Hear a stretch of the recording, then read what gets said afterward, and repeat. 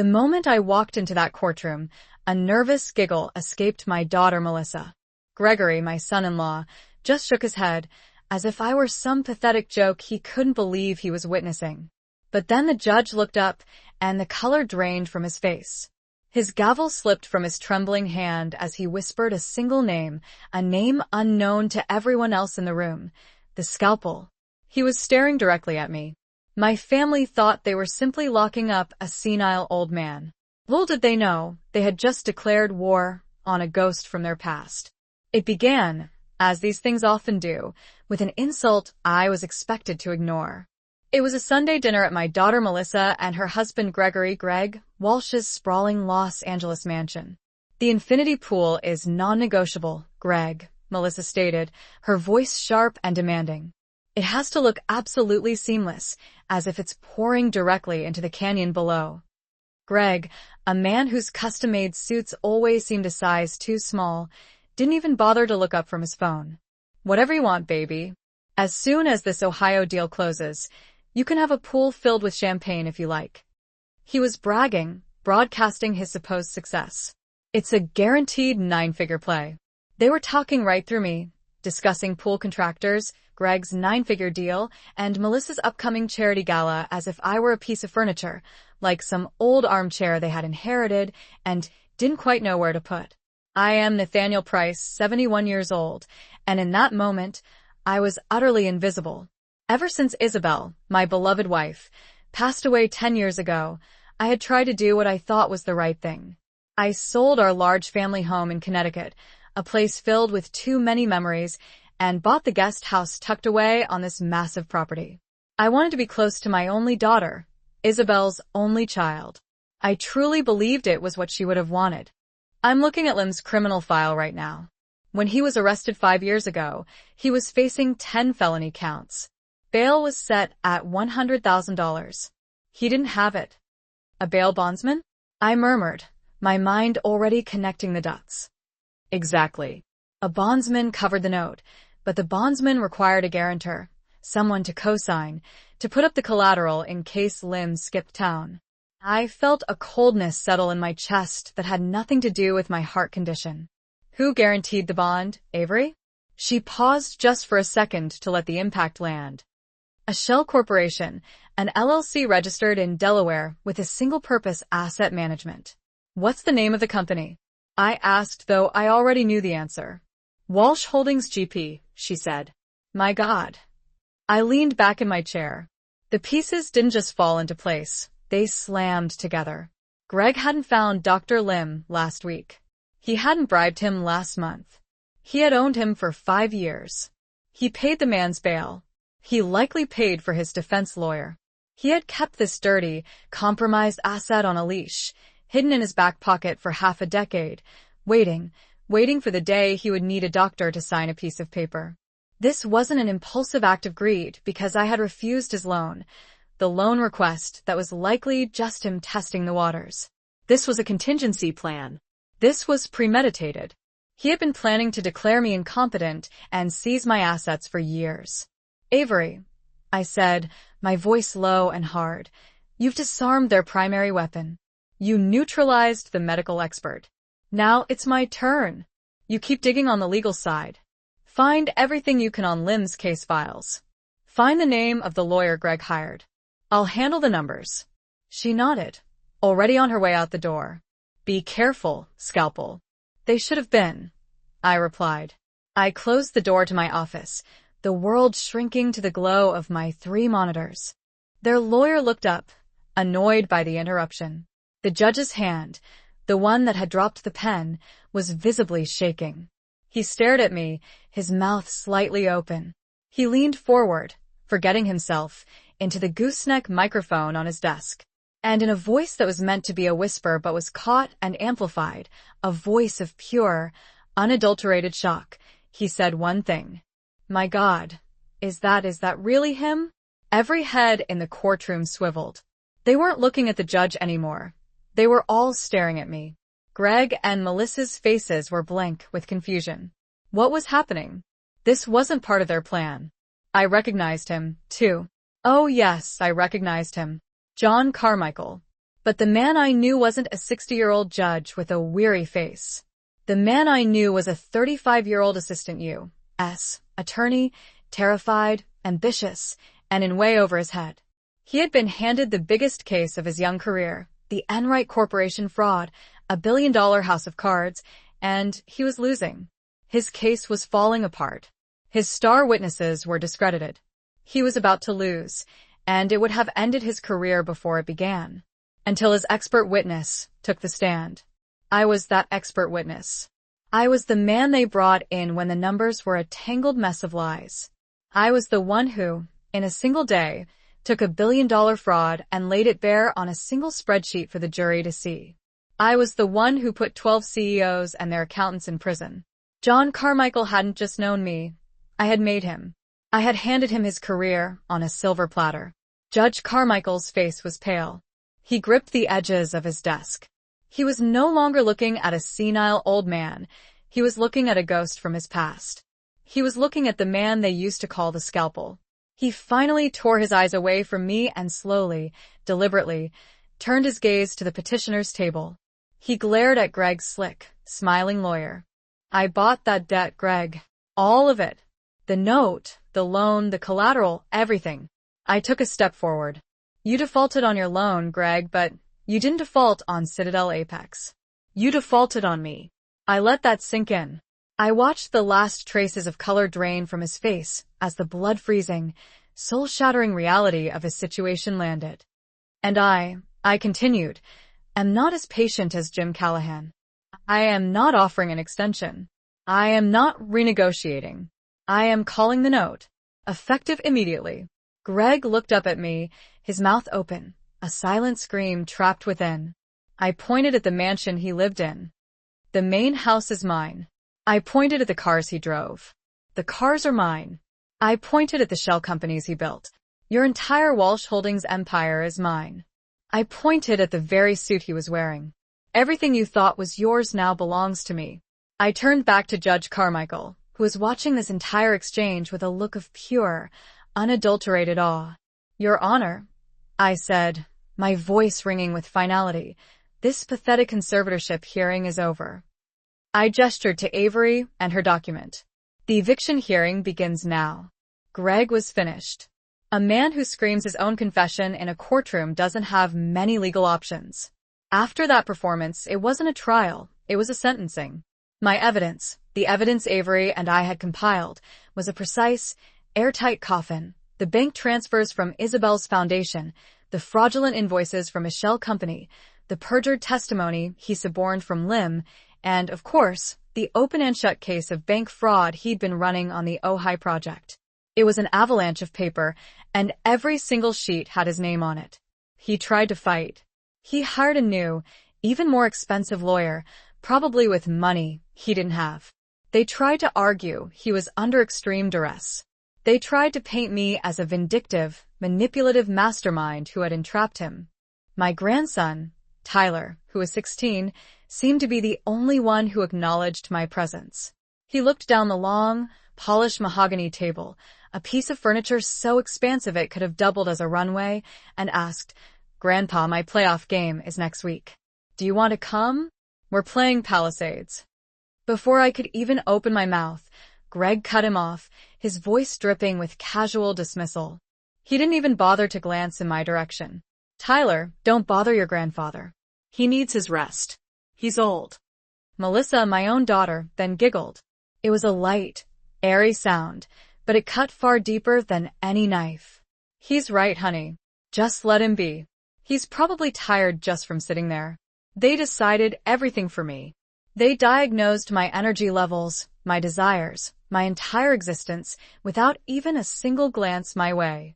I said nothing. I simply looked down at the intricate pattern on my plate, where a piece of asparagus had long gone cold.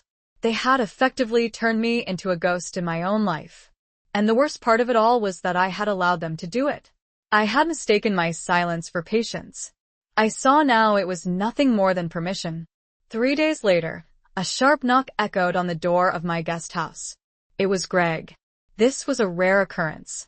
He avoided my small house, as if it carried some virulent plague, most likely because it lacked gold-plated fixtures. He was holding a ridiculously expensive bottle of wine, which he thrust into my hands with a salesman's forced smile. "For you, Nate. Top of the line." He knew perfectly well that I didn't drink. My cardiologist had made that abundantly clear after my bypass surgery. This gesture wasn't kindness. It was pure stagecraft. Greg was always a salesman at heart. He sold real estate dreams. He sold the image of a perfect family. I'd seen his type my entire life. They don't simply enter a room. They immediately assess its value. He didn't waste any time.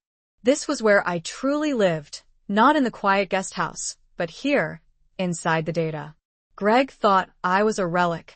He thought finance in my day was done on paper ledgers with green visors. He had no concept of what I was. I was a digital ghost, and I was about to haunt every server he had ever touched. I started with the company that paid Lim's bail, Walsh Holdings GP. Of course, it was a Delaware LLC, designed to be anonymous and shielded from scrutiny.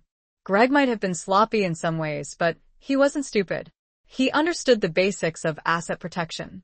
He had carefully layered his corporate structure like a set of Russian nesting dolls. Walsh Holdings was owned by Ojai Crest Properties LLC, which in turn was owned by the Walsh Family Trust, a clever arrangement of legal entities intended to obscure the true ownership. However, he made a critical, amateur mistake that would ultimately be his undoing. He was arrogant in a hurry and, perhaps most fatally, cheap. He used the same personal email address for everything, registering the various LLCs, filing paperwork with the Secretaries of State in Delaware and California, and setting up bank accounts. It was an old address, a burner he probably thought was a stroke of genius. Greg Walsh at Hotmail.com. An account he likely hadn't accessed in years, one he assumed was long dead and buried. What he didn't realize was that old email servers never truly delete anything. I didn't need to hack his email. That would have been illegal, and I was determined to do this by the book. I didn't need to read his mail, just see who he was communicating with. I ran the email address through a series of databases, backdoors into the financial mainframe that the DOJ had established decades ago and, conveniently for me, forgotten to close. I was looking for patterns for correspondence with banks, wire transfers, loan applications. Within 20 minutes, I had a hit, a significant one. "Counselor," the judge said, his voice no longer tired but sharp, cold, and dangerous. "Are you aware of who your respondent is?" The lawyer, baffled, stood up. He's Nathaniel Price, Your Honor. A retiree. Judge Carmichael let out a short, harsh breath. It wasn't a laugh, it was a warning. "No, Counselor," he said, his voice ringing through the silent room. "That is the Scalpel price. Good luck. You're going to need it." Greg's lawyer, a man named Fierro, looked like he had just swallowed a bug. He was visibly sweating. He looked over at Greg, who made a sharp, furious gesture with his hand. "Get on with it." Fierro, visibly rattled by the judge's reaction, shuffled his papers. "Your Honor, the petitioners call our first and primary witness to the stand, Dr. Peter Lim's bail." A side door opened. A small, greasy man in an ill-fitting suit scurried into the courtroom. He looked less like a doctor and more like a man who lives in a basement. He avoided looking at anyone, especially the judge. He took the stand, his hand trembling as he was sworn in. Fierro, trying to regain his footing, began. "Dr. Lim's bail, did you have occasion to evaluate the respondent, Nathaniel Price?" "I did," Lim's bail said, his voice oily and rehearsed. He was reading from a script. "I conducted a full psychological workup." "And what were your findings?" Dr. Lim's bail put on a pair of smudged glasses. "Mr. Price presented with severe signs of cognitive decline. His short-term memory is frankly non-existent. He exhibits classic symptoms of paranoid delusion, particularly concerning his family's finances and their intentions toward him." I sat perfectly still. He was describing the man they wanted me to be. "In your professional opinion, Dr. Lim's bail," Fierro pushed on, "is Mr. Price capable of managing his own affairs?" "Absolutely not," Lim's bail said, shaking his head with faux sadness. "He is a danger to himself and his own assets. He requires immediate, full-time supervision. It was a pathetic defense, like a rat caught in a steel trap trying to blame the cheese. The district attorney, who had taken a very keen interest in the case after Judge Carmichael's report, didn't even break a sweat. They offered him a plea deal to spare the state a trial. He refused, arrogant to the very end. He still thought he could sell his way out of it. So, they took him to trial, and they buried him. I didn't have to testify. Avery's documentation, my financial forensics, did all the talking. The jury was out for less than an hour. They found him guilty on 12 counts of wire fraud, securities fraud, and aggravated embezzlement. The judge looked at Greg, this man who had stood in a courtroom and tried to destroy another man's life to cover his own crimes, and made an example of him. He wasn't given a slap on the wrist, nor was he sent to a white-collar country club prison. He was sentenced to 10 years in a state penitentiary. 10 years. I watched them lead him away, no longer in his custom suit, but in an orange jumpsuit. He was finally truly out of cards to play. The books were balanced. Melissa was the hardest part. She was my daughter. She was Isabel's blood. But she was also a co-conspirator. The evidence was undeniable. Her signature was on the checks. She had sat there week after week, living a life of luxury, knowing it was being paid for by money stolen from her mother's grave. Her lawyer approached me, begging and pleading. Mr. Price, she was manipulated. She was a victim of psychological abuse. Greg controlled her. I looked at him. Did Greg hold the pen? Did he force her hand to write her own name? She is a grown woman. She made a choice. He asked me to speak to the DA, to ask for leniency, to write a letter in her defense, to say she was a good person who made a mistake. I said no. I would not interfere. This was not about revenge. This was about consequences. I had spent 10 years allowing her to live without any. After one superficial comment about the weather, he got straight to the point. Nate, I am sitting on the opportunity of a lifetime. A resort in Ohio. It's almost a done deal, but we've hit a small regulatory snag. I just need a small bridge loan to clear the permits, just to show liquidity. He leaned forward, his overpowering cologne assaulting my senses. I know you own this guest house outright. It's just sitting here. All you need to do is put a little leverage against it. That's it. Sensing my silence, he rushed to try and close the deal. 6 months tops. I'll give you back $700,000. That's a 40% return, Nate. You can't beat that anywhere. I watched him carefully. He wasn't just enthusiastic, he was desperate. A fine sheen of sweat was starting to gather on his forehead. Greg, I said, my voice perfectly level. I'm 71 years old. I'm past my risk-taking days. My money is for my retirement and, frankly, for my medical bills. The answer is no. The change was immediate. It was as if a mask had been ripped away from his face. The smile vanished, replaced by a cold, reptilian fury. Unbelievable, he hissed. Just unbelievable. After everything we do for you, you live here on our land rent-free. I paid for this house, Greg. I interrupted quietly. And you won't lift a finger to help your own family. My God, you are one selfish old man. He said I lived on his land. He either didn't know or had conveniently forgotten that when I bought this guest house 10 years ago, I didn't just buy the house. I also bought the 2-acre parcel of land his sprawling mansion was sitting on. His 99-year lease for a symbolic $1 a year was with me. He was living on my land, and he had absolutely no idea. He threw the bottle of wine onto my coffee table with enough force to make me wince. You'll regret this, old man. You'll regret being so selfish. He stormed out, slamming the door behind him. The email address was linked to a secure data room, a virtual vault where lenders and borrowers exchange sensitive financial documents. And Greg had been very, very busy indeed. This data room wasn't associated with a conventional bank like Wells Fargo or Chase. It was with a private equity firm, a name that sent a shiver down my spine. Citadel Apex Capital.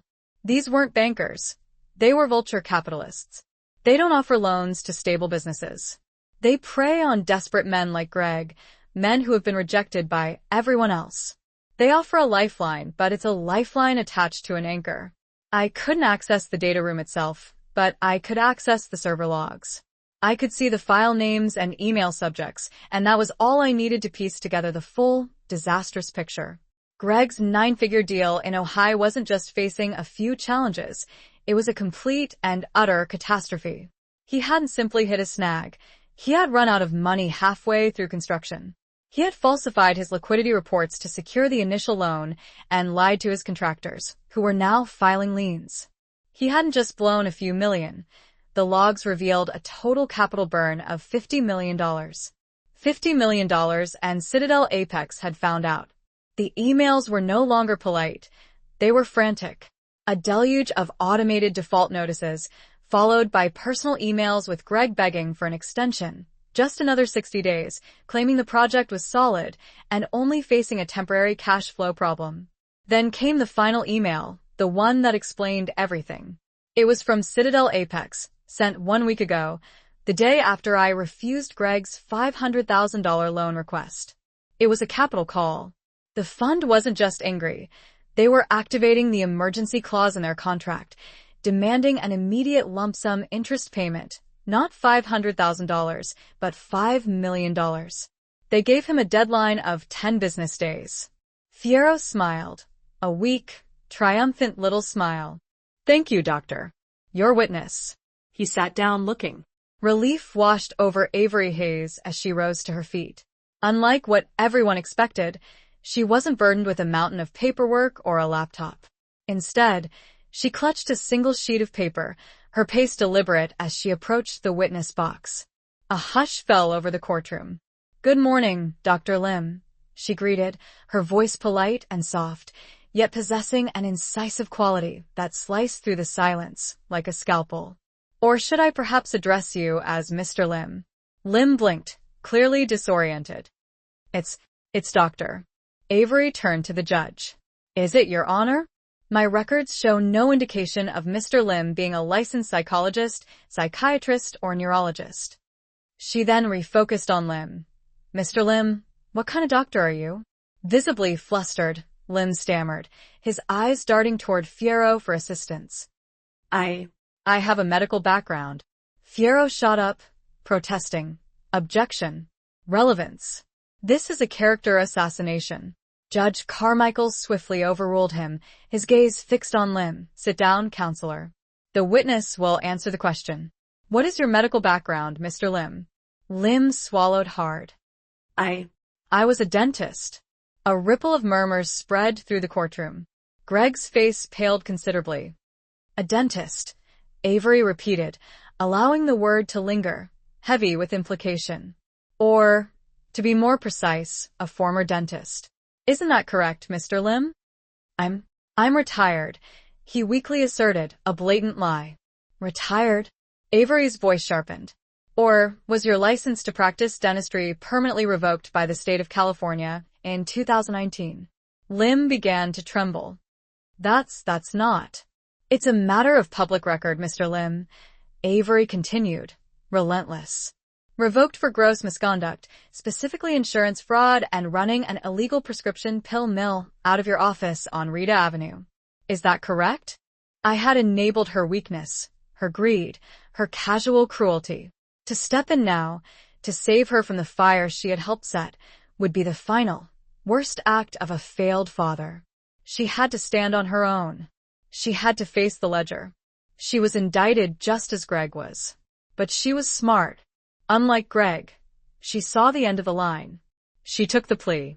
She pled guilty to felony misuse of charitable funds. The judge was less harsh. He saw her tears. He heard her testimony about Greg's control, but he also saw the bank statements. She was sentenced to 3 years of formal probation. She was ordered to pay back every single cent, all $230,000, to the Isabel Price Foundation. And finally, the judge added one last condition: 2,000 hours of mandatory community service, not picking up trash on the highway, not filing papers in an office. He assigned her to the Glenwood Gardens nursing home, specifically to the locked ward, the dementia and Alzheimer's unit. "For the next 2 years, my daughter, The woman who tried to have her father declared legally senile so she could steal his money would spend every weekend bathing, feeding, and cleaning up after men and women who were truly lost, men and women who didn't know their own names, who couldn't remember their children's faces. I wanted her to see it. I wanted her to smell it. I wanted her to understand in her bones the reality of the weapon she had tried to use against me. It was a just sentence. It was perhaps the only education she had ever truly received. 6 months passed. The silence that fell over the property was absolute. The grand, ridiculous mansion that Greg and Melissa had built was gone. I had it sold at auction. The land it sat on, the guest house, my guest house, I sold that too. All of it. The proceeds went to 2 places. Half went to refill and substantially grow the Isabel Price Foundation, which was now under new, professional management. The vibration made the photograph of Isabel on my desk tremble. A week later, I woke up at 3 a.m. A dull ache was spreading across my chest, radiating down my left arm. It wasn't the sharp, stabbing pain of a heart attack, but the familiar, suffocating grip of angina. Stress. My cardiologist had warned me, "Don't be a hero, Nate. Call for help." My first call was to the main house, to Melissa. She answered on the 4th ring, her voice thick with sleep and annoyance. "Dad, what is it?" "It's the middle of the night." "Honey, I'm not feeling right," I said, trying to keep my voice steady. "I've got chest pains." "It's not terrible, but can you drive me to the clinic?" "Just to be safe." A heavy sigh came through the phone. It was the sound of profound inconvenience. "Dad, seriously, I have the big charity gala meeting first thing in the morning. The whole committee is coming here. I can't. Just call 911 if it's that bad. Don't overreact." Click. She hung up. She didn't ask how bad the pain was. She didn't ask if I was scared. She simply told me I was overreacting. The ache in my chest tightened. It wasn't from my heart. It was from somewhere much deeper. I called an Uber. I sat in the back of a Toyota Prius, clutching my chest, and let a complete stranger drive me to the emergency room. It was stress-induced angina. They gave me a nitroglycerin tablet and kept me for observation for 4 hours. By 9 a.m., they discharged me. I called another Uber to take me home. As we pulled up to the property's massive gates, I saw Melissa's pearl white Range Rover. It wasn't parked at the main house. It was parked outside the Beverly Hills Spa, the location of her charity meeting. They didn't just disrespect me. They didn't just see me as a resource to be tapped. They saw me as a nuisance, a problem to be managed, an errand to be ignored. And that was the moment I knew something had to change. I just had no idea how fast it was all coming. If he didn't pay, they wouldn't just seize the Ojai property. They would activate the cross-collateralization clause in his contract, a clause I was certain he had signed without reading. This meant they would seize everything, his Walsh Holdings Company, the mansion, Melissa's Range Rover, every penny in every account tied to his name. They were going to wipe him out. I stared at the screen, the pieces falling into place with a horrifying, perfect logic. He didn't need my $500,000 as a bridge loan. He needed it as a desperate good faith payment to hold off the wolves at the door. And when I refused, he activated his contingency plan, the one he'd been sitting on for 5 years. He didn't just want my little guest house. He wasn't suing me to get control of my retirement fund. He was suing me because he was bankrupt. He was suing me to get his hands on my entire estate, an estate he clearly believed was worth far more than the $500,000 he'd asked for. He needed to liquidate everything I owned, not to build his resort, but to save his own skin. He wasn't just trying to rob me, he was trying to sacrifice me to save himself. A new question formed in my mind, a cold, hard question that settled like a stone in my gut. Wait a minute. Greg was bankrupt. He was facing a $5 million capital call. He was a cornered animal bleeding money from every pore. So, where did he get the cash to launch this attack against me? A lawsuit like this, even a fraudulent one, isn't cheap. Lawyers, even the bottom-feeding kind he would hire, demand retainers. They don't work on credit. And Dr. Lim's bail, a disgraced, disbarred criminal, wouldn't have signed his name to a piece of perjury for a mere promise. He would have demanded cash up front, and lots of it. Where did Greg, a man who couldn't pay his own bills, get $50,000 or $100,000 in liquid cash to file this suit? My mind flashed back to the Sunday dinner, to Greg bragging about his Ojai deal, but also to Melissa. Lim remained silent, trapped and desperate, his gaze darting between Greg and the judge like a cornered rat. Greg's lawyer was on his feet again, frantically objecting. Objection. Objection. This is badgering. This is cross-examination, counselor. The judge interjected, his voice a low growl. And it's fascinating. Please continue, Ms. Hayes. Avery advanced a step closer to the witness box. Just one more question for your expert opinion, Mr. Lim. Did you or did you not receive a payment of $25,000 from a corporation named Walsh Holdings GP 3 days before you signed this fraudulent diagnosis? Fierro's voice cracked as he screamed. Objection. Speculation. No foundation. Avery ignored him, turning her attention to the judge. Your Honor, I have the bank transfer record right here. She approached the overhead projector and placed the single sheet of paper on the glass. The image flashed onto the wall, a stark black and white receipt, visible for everyone in the courtroom to see. From Walsh Holdings GP to Peter Lim, amount, $25,000, memo. Consulting. Judge Carmichael's face flushed a deep, furious red. He glared at Lim, who looked as if he was about to vomit. Mr. Lim, the judge's voice rumbled like distant thunder. You are under oath. You have just committed blatant, egregious perjury in my courtroom. You have filed a fraudulent document with this court in criminal conspiracy with the petitioners. He pointed a trembling finger at the bailiff. Bailiff, take this man into custody. He is under arrest for perjury. The click of handcuffs echoed in the stunned silence. Melissa emitted a small, terrified squeak. Greg sat rigidly, watching his star witness being led away. His entire case had just been placed in handcuffs. Greg's lawyer, Fierro, was completely adrift, sputtering incoherently, his notes scattered. The other half went into a trust for my grandson, Tyler, locked away until he turned 25. I was in the guest house. It was empty, just stacked cardboard boxes, the walls bare. I was in my hidden office, packing the last of my files. The monitors were dark. The Scalpel was going back into retirement. I heard a hesitant step on the porch, not a knock, just a presence. I walked to the door. It was Melissa. She was transformed, but not in the way a spa or a new dress transforms a person. She was hollowed out. The designer clothes were gone, replaced. She was wearing a cheap, faded blue volunteer smock with Glenwood Gardens embroidered on the pocket. Her hair was pulled back, and her face was pale and gaunt, making her look a decade older.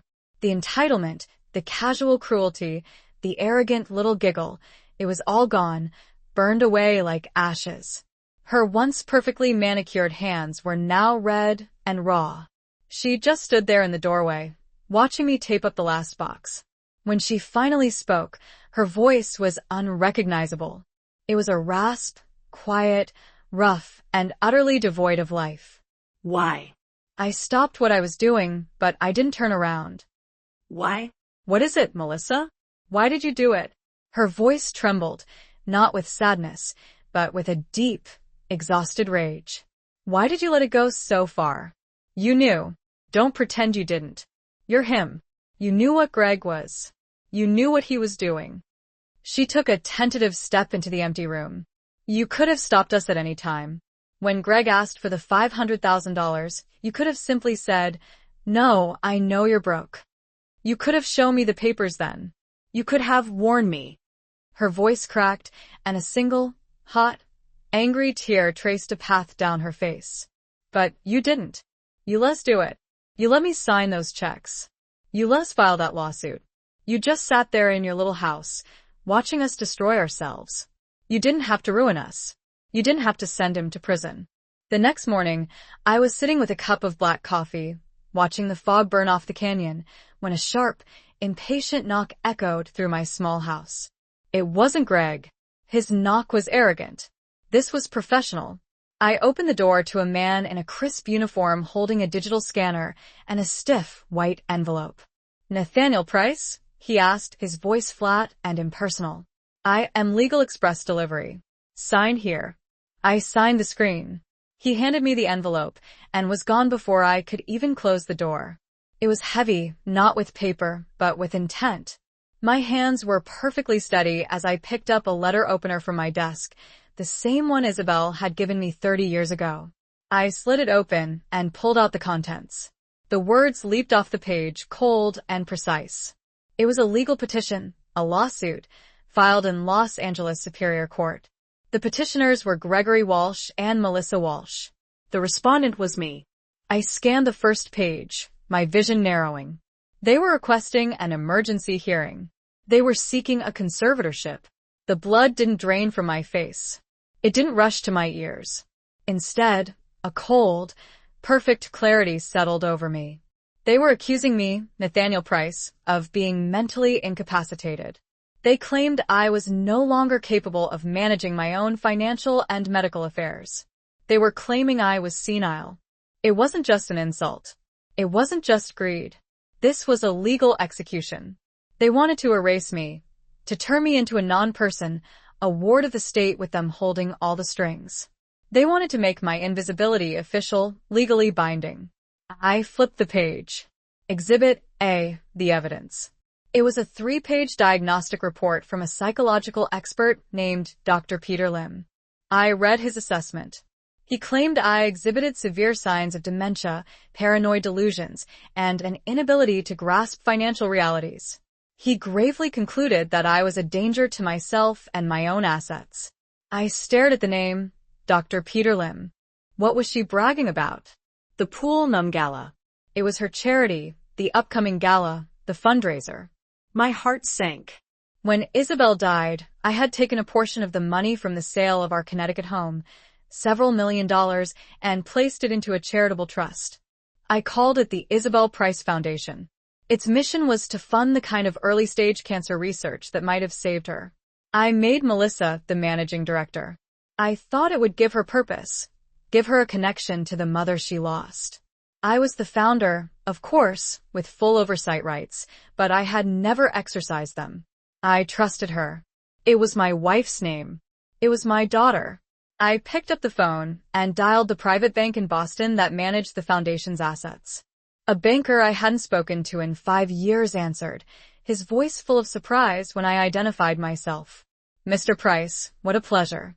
We usually only hear from Melissa."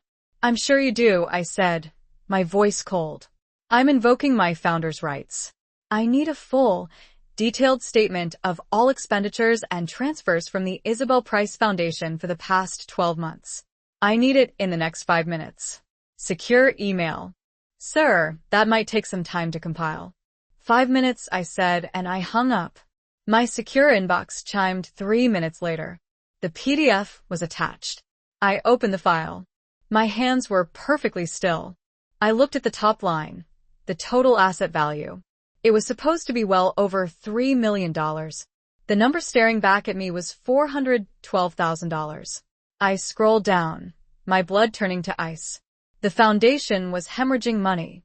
I saw the usual small donations I expected, $5,000 to a research lab here, $10,000 to a hospice there.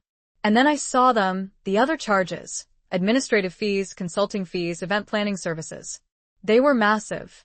$150,000 paid out 2 months ago. The recipient, Walsh Holdings GP, Greg's company. He had billed his wife's charity for consulting.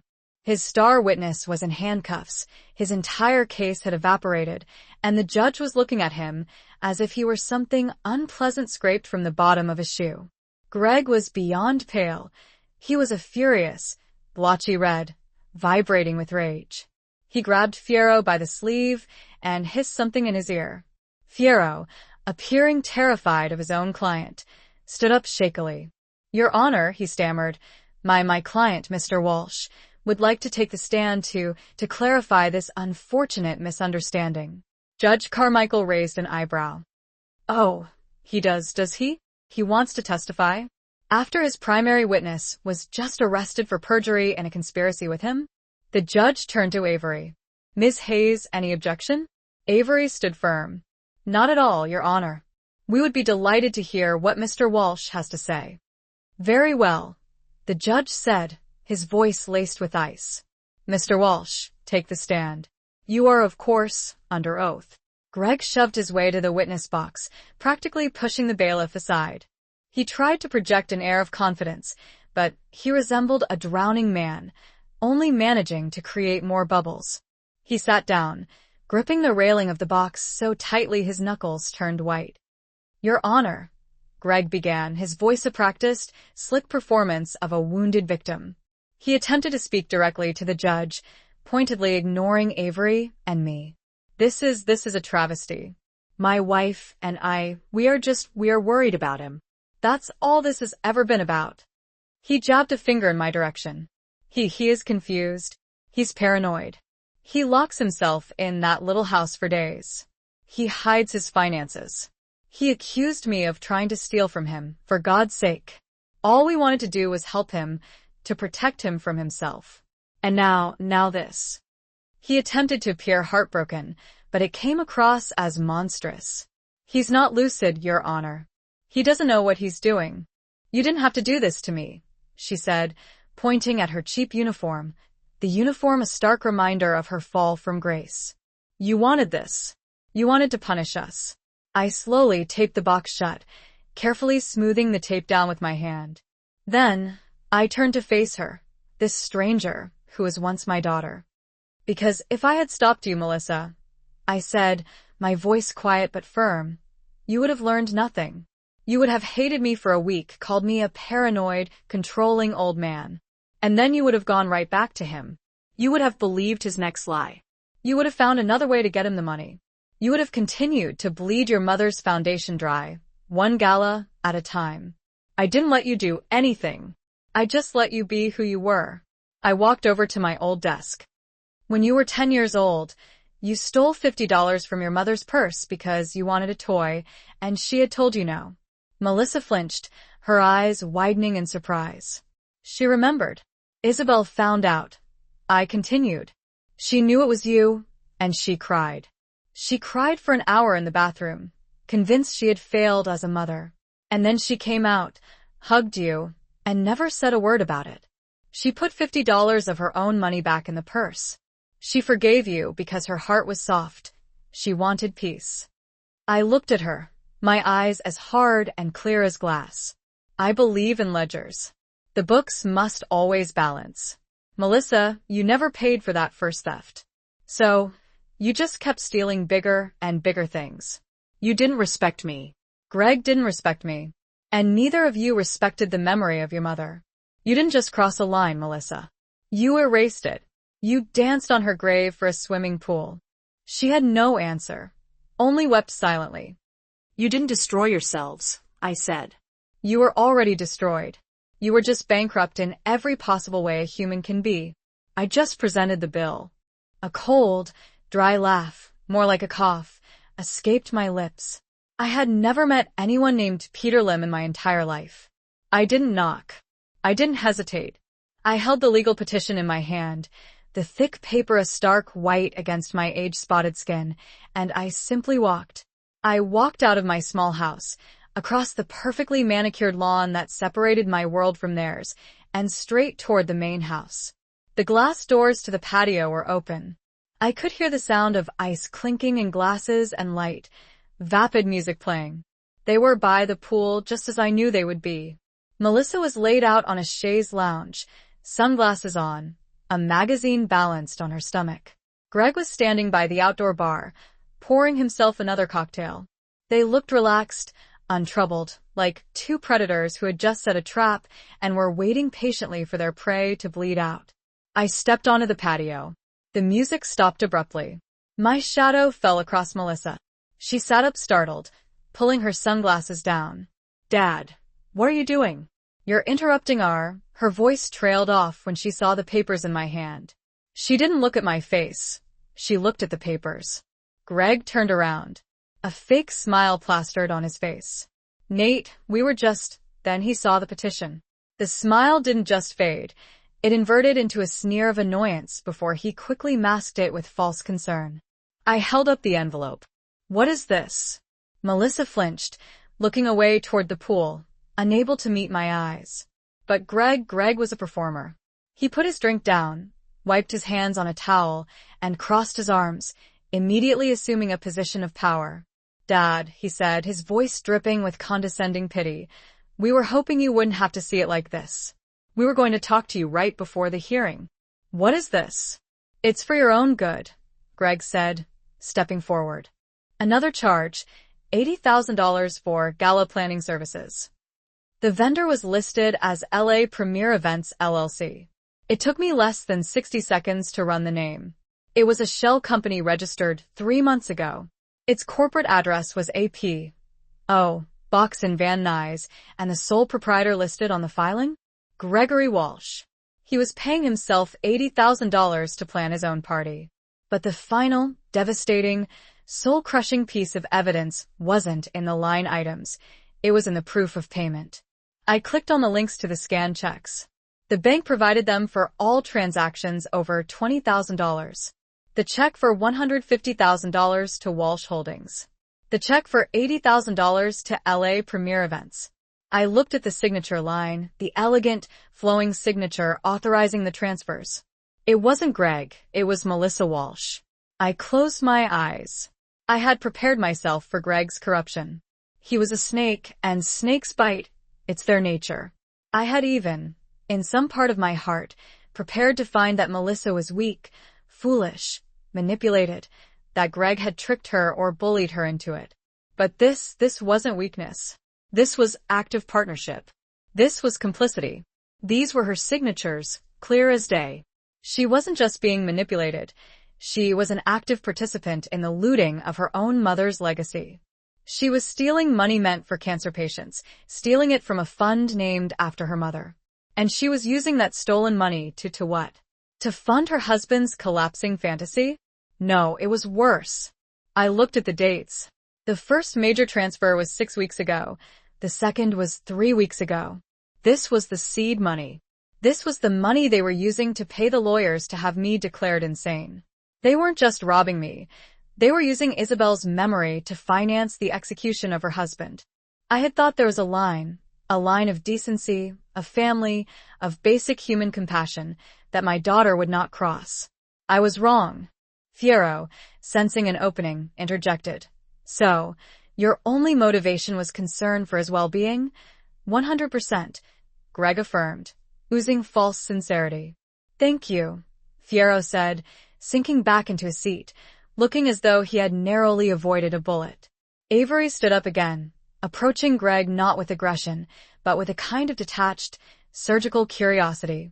Mr. Walsh, she began, her voice soft, you just testified under oath that my client, Mr. Price, is not lucid and paranoid. That's right, Greg said, puffing up his chest. He's deeply confused. And his confusion, it centers on his finances. You said? Avery prompted. Yes, absolutely. He doesn't understand money. He's from a different time. He doesn't grasp modern finance. I see, Avery said, nodding slowly. Is that why you believe he's not lucid? Because he doesn't understand modern finance? It's a major part of it, Greg confirmed, his confidence unwavering. So, when you approached him 2 weeks ago and asked him to give you $500,000, you were what? Testing his lucidity. Greg's face tightened. I was offering him an investment, a chance to be part of the family's success. You asked a man you believe to be confused and paranoid for $500,000? Avery inquired, her voice still mild. Greg recognized the trap and attempted to dance around it. It was his refusal that proved our point. I offered him the deal of a lifetime. A golden opportunity, a guaranteed 40% return in 6 months on my Ojai resort project. It was a slam dunk. He turned to the judge again, adopting the persona of a reasonable man. Your Honor, he refused. He said it was too risky. He was too senile, too scared to see a golden opportunity when it was staring him in the face. That's when I knew. That's when Melissa and I knew he had truly lost it. He was no longer capable of making sound financial decisions. He was letting his paranoia get in the way of a fortune. He had done it. I picked up a single envelope from the desk and held it out to her. This is the address of a studio apartment in Burbank. The first 3 months' rent are paid. There's a bus pass inside. After that, you are on your own. The books are clear. She took the envelope, her hand shaking. She looked at me one last time. Searching for what? For her father. He was gone. She turned and walked away. I watched her go. I am 71 years old. I have retired twice in my life. The first time from my job, the second time from being an invisible, accommodating, silent old man. That day in court, I simply decided to pick up the pen again. My name is Nathaniel Price, and my books are finally balanced. This entire ordeal has taught me a painful but necessary lesson, that silence should never be mistaken for weakness. For 10 years, I allowed my love for my family to blind me to their contempt. I thought patience was a virtue, but I learned that patience without firm boundaries is simply permission to be disrespected. True strength isn't about how loud you can shout. It's about knowing the precise moment to make your move and having the discipline to wait for it. I didn't want revenge. I wanted accountability. Sometimes, the most profound act of love for oneself and even for others is to finally and decisively balance the books. What would you have done in my position? Let me know your thoughts in the comments below. And please like and subscribe if you believe that true respect is something that must be earned. Look, after that little heart attack incident last week, Melissa and we realized you just can't take care of yourself anymore. You're forgetting things. You're confused. I had indigestion, Greg. He waved his hand dismissively, denying my reality. That's what you think it was. But you were in pain. You were disoriented. What if it's worse next time? You need someone to manage things for you, someone to protect your finances, to make sure your bills are paid, to handle your medical decisions before you, hurt yourself. He was gaslighting me, using the very incident they had ignored as proof of my incompetence. I looked at my daughter. Melissa, this is what you want? You're signing a paper that says your own father is insane? She finally looked at me, but her eyes were cold, reflecting the bright blue of the pool water. It's what's best, Dad. We're just trying to help. We love you. Love, I said. The word felt like ash in my mouth. You don't even know the meaning of the word. That's when Greg's patience finally snapped. The mask of the concerned son-in-law fell away, revealing the vulture underneath. He laughed, a short, sharp, ugly sound. See you in court, old man, he sneered. Frankly, this just proves our point. You're paranoid. That's exactly what Dr. Lim said. He picked up his drink and raised it in a mock toast. You better go find yourself a public defender because I really don't think you can afford a real lawyer. That was it. That was the last straw. That was the moment the man they thought was a frail, forgetful old ghost finally died. And something else, something they couldn't possibly have prepared for, woke up. I walked back to the guest house. I closed the door, and the sound of the lock clicking into place was the loudest thing I had ever heard. It was the sound of a line being drawn, a final, definitive boundary. She wasn't just lost. She wasn't just weak. She was a co-conspirator. And in that moment, she stopped being the victim in the story. She stopped being my daughter. She became the enemy. I stared at Melissa's signature on the scanned check, the elegant loop of her M, the signature that had paid the lawyer to declare me insane using her mother's money. In that moment, the grief I felt, the shock, the profound sadness, it didn't just fade. It evaporated. It was replaced by something else, something cold, sharp, and perfectly clear. The scalpel was back in surgery. I picked up the secure line. Avery. She answered on the first ring. Nate, I'm already digging into the law firm they hired. They're bottom feeders, but they're known for. It doesn't matter. I cut her off.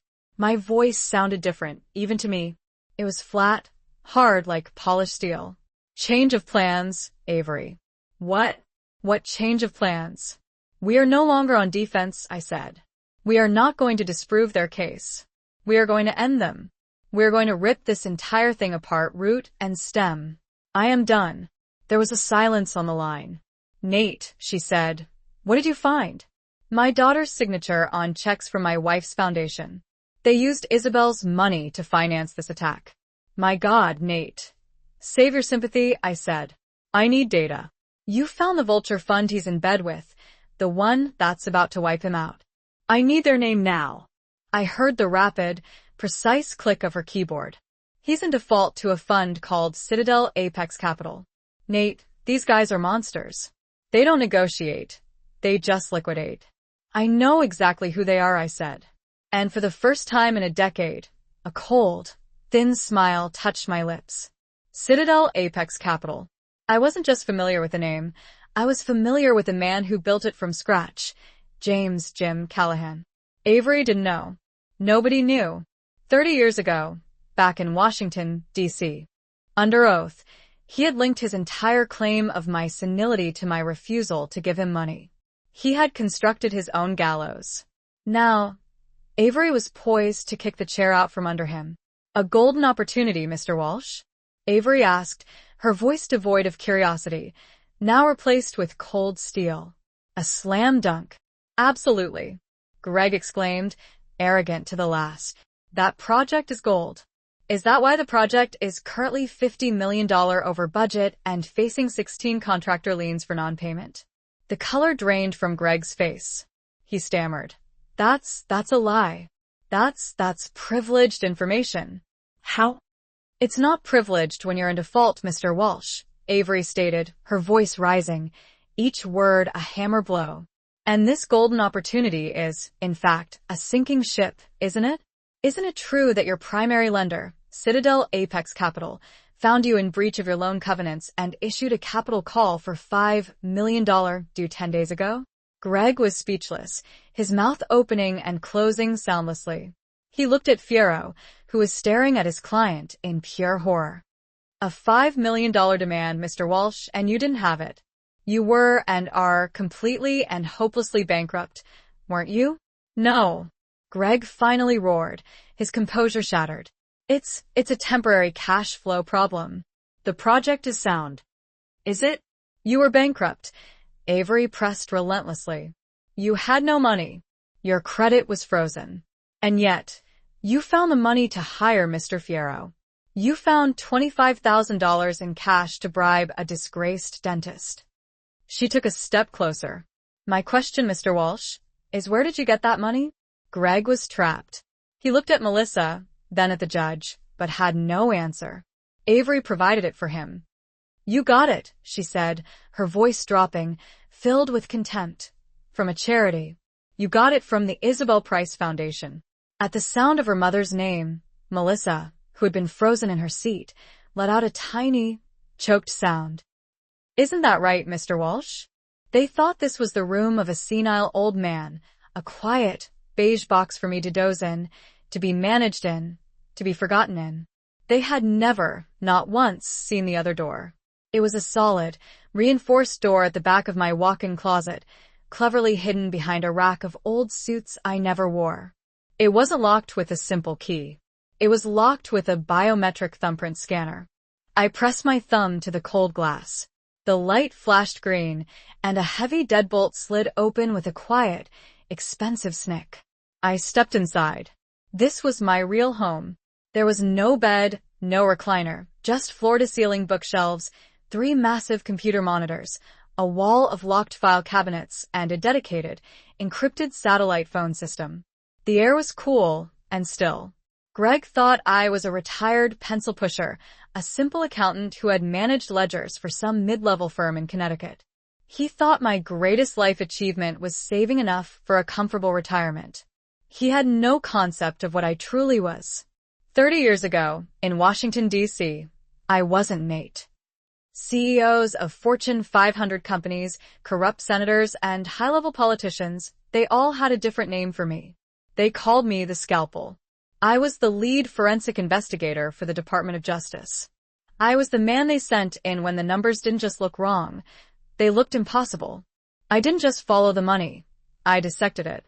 I found the financial tumors, the hidden accounts, the secret ledgers that everyone else missed.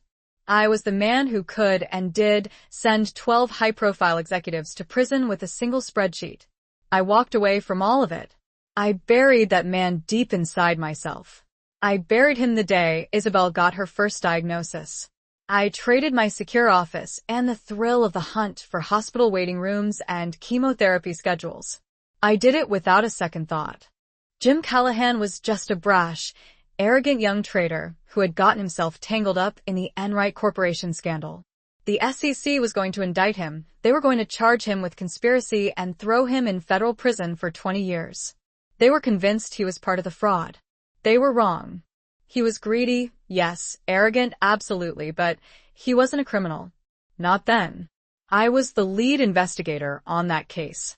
I was the one who spent 3 sleepless nights digging through the server data, passed the doctored ledgers, and found the exculpatory evidence, the original, time-stamped trades that proved Jim was a victim of the fraud, not a participant. I saved him. I saved his career. I saved him from prison.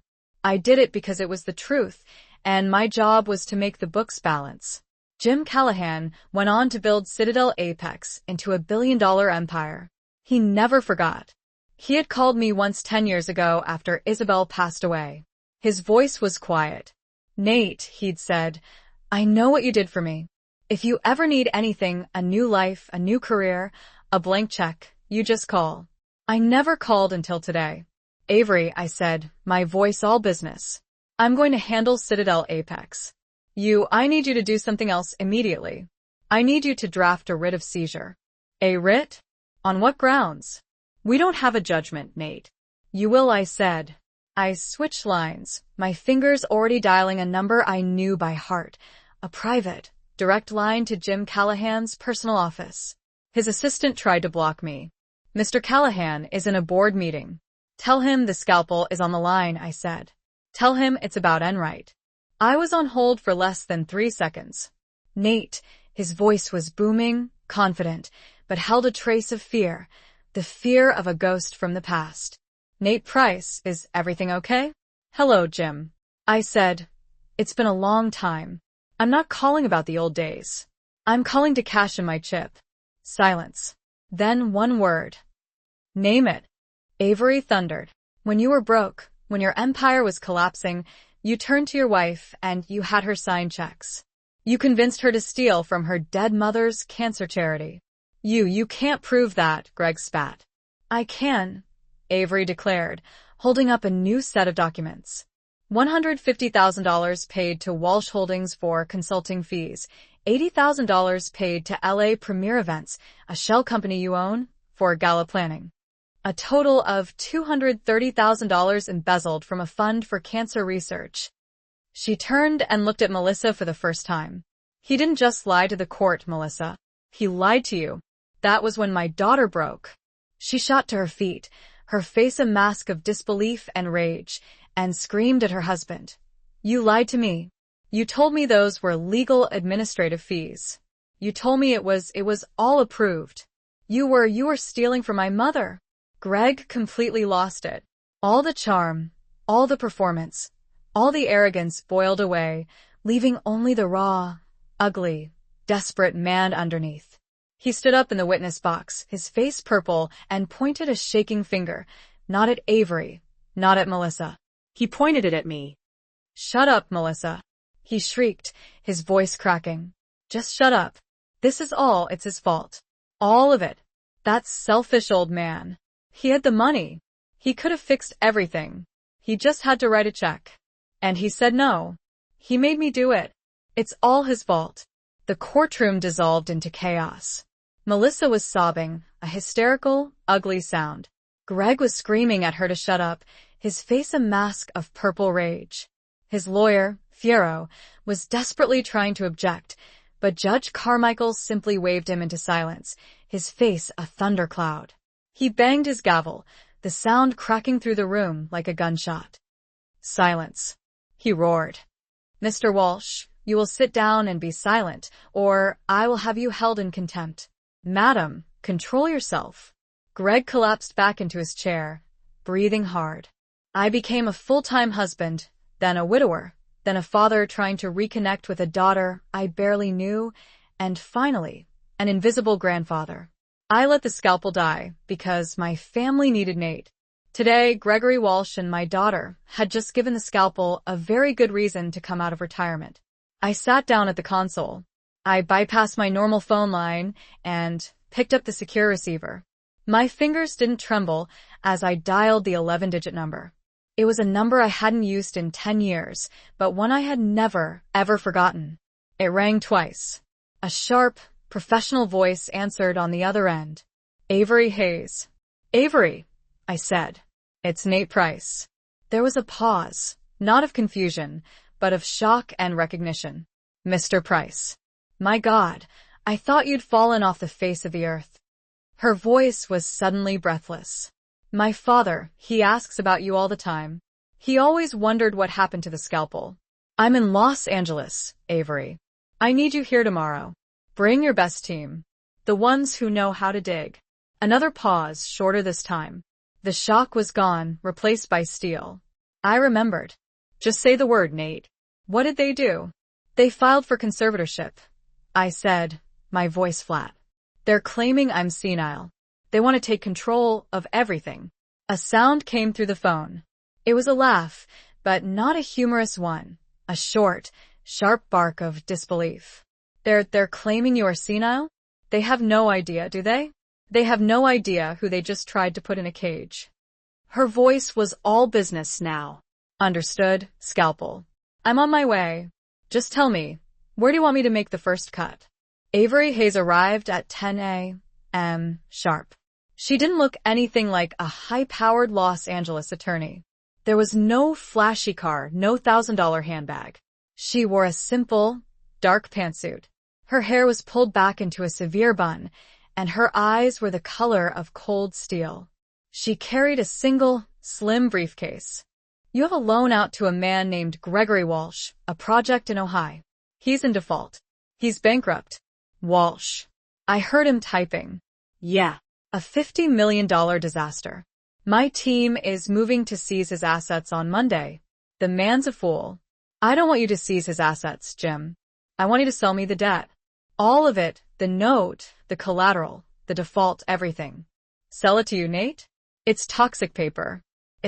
I'm not buying it as an investment, I said. I want to be his sole creditor. I will wire the full outstanding principal, the $5 million, right now from a blind trust. No paper trail back to me, just a quiet transfer of ownership. He was smart. He didn't ask why. You want to be the monster, Nate? Fine. You saved my life. It's the least I can do. He barked orders to someone off phone. My lawyers will execute the transfer. It'll be done in an hour. The debt is yours. Thank you, Jim. No, Nate, he said, his voice deadly serious. Thank you. Good hunting. I hung up. I called Avery back. It's done, I said. Citadel Apex no longer holds the note. I do. Avery gasped. I could hear her sharp intake of breath. Nate, you bought his debt. You're his bank. I'm his nightmare, I corrected. Now finish drafting that writ of seizure. He is in default on a $5 million loan to me. I want the lien on that mansion. I want his cars. I want his Walsh Holdings LLC. I want it all. I'll have the server at his door in an hour. No, I said. You hold that paper. He's expecting a fight over my sanity. He has no idea his entire life is on the line. We are not going to serve him. We are not going to warn him. I looked at the date on the petition, the court date. We're going to walk into that courtroom, and we're going to hand it to him. We're in a long, fluorescent-lit hallway outside Department 5B. Avery Hayes looks at me, her face impassive, holding a single, slim briefcase. Nate, are you ready? I adjusted the cuffs of my shirt.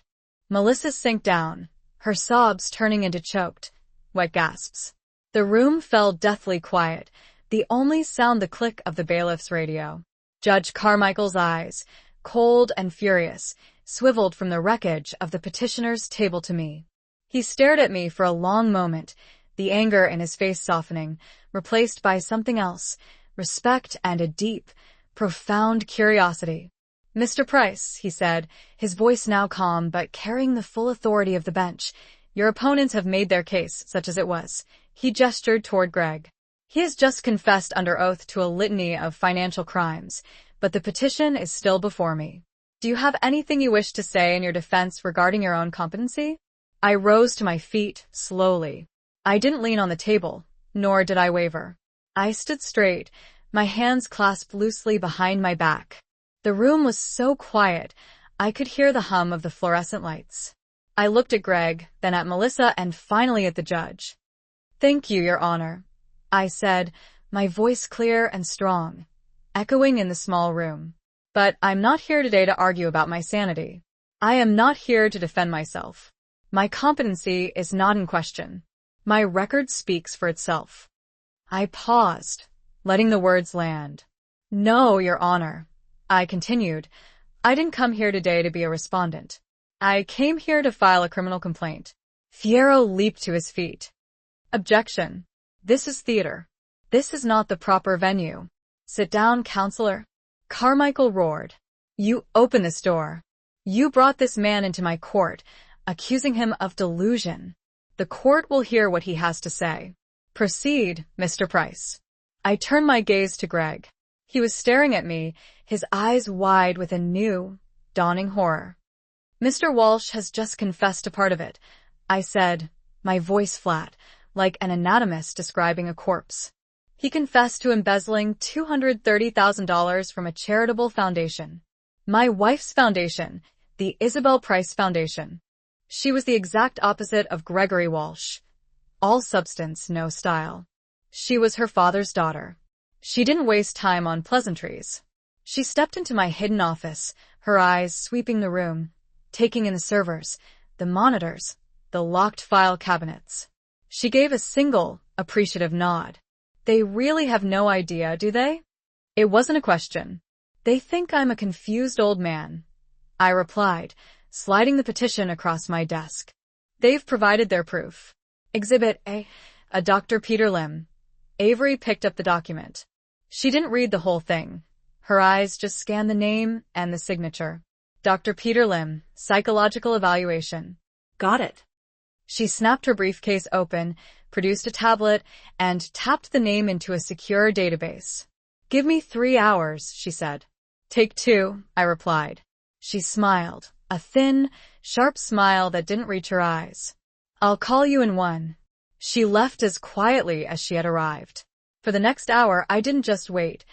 I began my own work. I started mapping out the financial architecture of Walsh Holdings GP and the other LLCs I knew he'd created. I was building the skeleton. Avery was going to bring me the flesh. My secure line buzzed exactly 58 minutes later. I picked it up. "Nate?" "Avery, that was fast." "It wasn't hard," she replied, her voice crisp, digital, and devoid of emotion. "When they're this sloppy, the threads are just lying on the floor waiting to be pulled. Nate, you're not going to believe this. Try me." "Okay, first, Dr. Peter Lim is not a psychologist." I waited. "He's not a psychiatrist. He's not a neurologist. He's not even a general practitioner." I could feel the punchline coming. "What is he, Avery?" "He's a dentist." I let the word hang in the air. A dentist. A man who scrapes plaque and fills cavities. A man who had signed a legal document declaring me mentally incompetent. The sheer, naked arrogance of it was breathtaking. "A dentist," I repeated, my voice flat. I wasn't wearing the soft-knit sweaters and corduroys they were used to. I wasn't wearing the clothes of a man fading into beige invisibility. Today, I was wearing armor. It was a charcoal gray, single-breasted suit from Savile Row. I hadn't worn it in over a decade. The last time I put it on, I was stepping into a hearing room to testify before the Senate Banking Committee. It still fit perfectly. I had my hair cut. I was clean-shaven. I was not the man they thought I was. I was the man I had been. "I'm ready," I said. The doors opened. We walked in. The courtroom was small, beige, and smelled of stale coffee and cheap floor wax.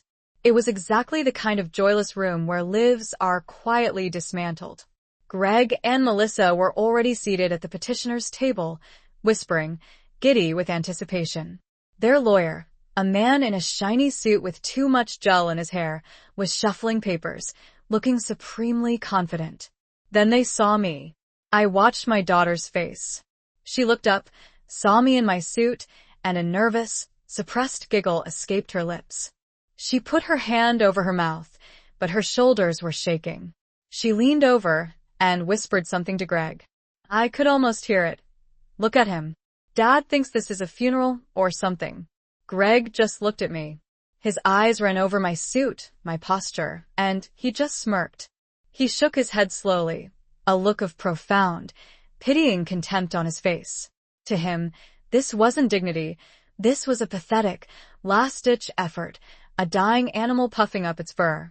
His lawyer glanced at me, sized me up as a frail, 71-year-old man playing dress-up, and dismissed me.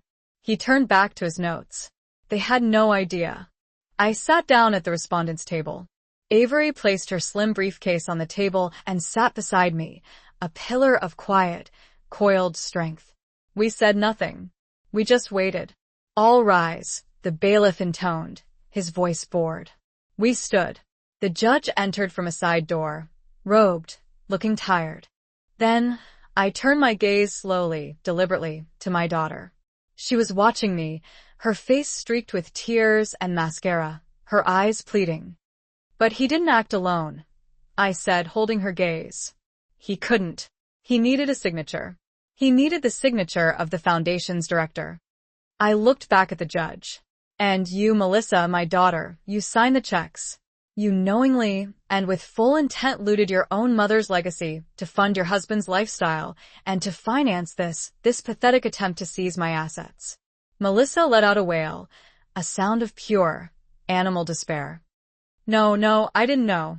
He told me. You signed them, I stated, cutting her off. It was not an accusation, it was a fact. Greg, seeing his wife crumble, found a new surge of desperate, cornered animal bravado. He stood up, knocking his chair over.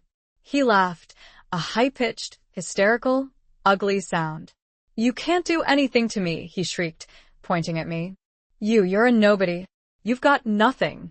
You think you can what? File a complaint? It's my word against hers. And you're just a sad, senile old man. You're living in a guest house. A guest house? You're broke. You have nothing. You are nothing. His voice was cracking, but he was triumphant. He believed it. He believed I was powerless. He believed the money was gone, that I had nothing left but my suit. I simply waited. I let his voice echo and die. I let the silence return.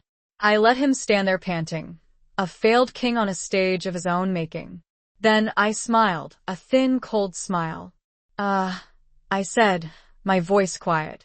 About that. I turned my head and gave a single, slight nod to Avery Hayes. She stood. She said nothing. She reached into her slim briefcase and removed a single, thick stack of documents bound with a blue legal cover. She didn't hand it to the judge, nor did she hand it to me. Or he was a dentist, Avery corrected. The California Dental Board revoked his license 5 years ago, permanently. Now we were getting somewhere. This was the first real piece of leverage. For what? Take your pick, she said. I could hear her typing. Massive insurance fraud, billing for non-existent surgeries, and his specialty, illegally prescribing opioids. Thousands of pills. He was running a pill mill out of a strip mall in Reseda. So Greg hadn't found an expert who could be bribed. He had found a criminal, a disgraced, disbarred professional desperate for money and already thoroughly compromised, a man with nothing left to lose. This revelation, however, led to the real conflict, the question that mattered far more than the answer. Avery, I said, leaning forward. That's specific. That's not a name you find on Google. A high-flying real estate developer like Greg doesn't just know a disgraced dentist from a Reseda strip mall. How did he find him? That, Avery said, her voice tightening, is what I spent the last 40 minutes digging into. You're right, it wasn't a social connection. It wasn't a random find. It was a financial one. Go on.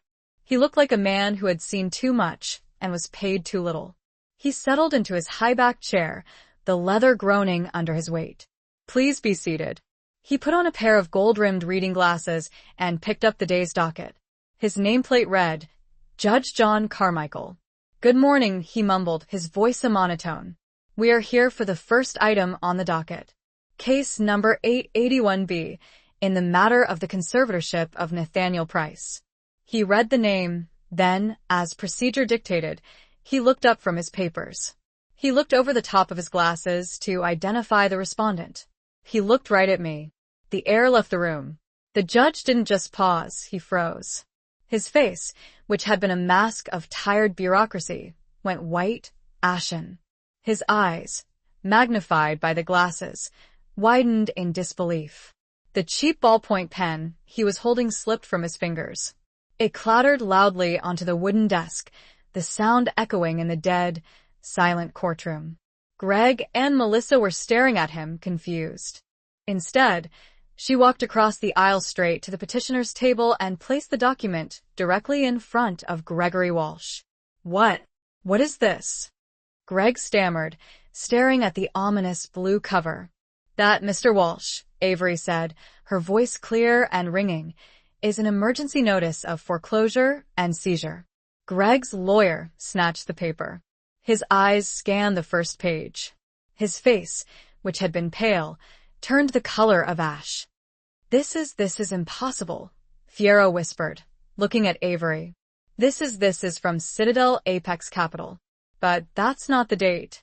Greg snatched the paper from his lawyer. What is it? It seems you're a little behind on the news, Greg, I said, my voice conversational. You were quite right. You defaulted on your $5 million loan to Citadel Apex. They were, as you know, preparing to seize all your assets. A terrible shame. Greg was staring at the paper, his hands shaking so violently he could barely read. This says the debt was sold. Yes, it was, I said. They were very motivated to sell. It was, as you said, toxic paper. And when you couldn't pay them, I stepped in.